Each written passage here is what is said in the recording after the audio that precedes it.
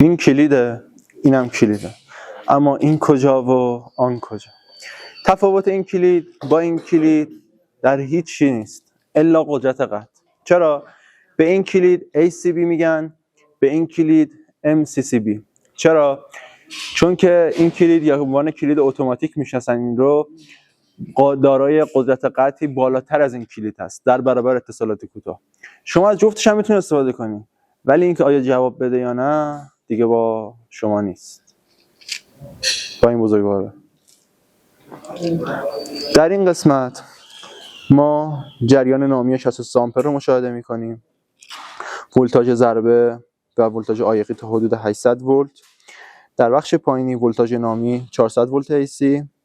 جریان اتصال کوتاه 35 کیلو آمپر. ولی در این کلید ما جریان اتصال کوتاهی که داریم 4500 آمپر. یعنی چی؟ 35 کیلو آمپر معادل 35000 آمپر و 4500 آمپر، در صورتی که کارشون یکیه، قطع کردن مدار.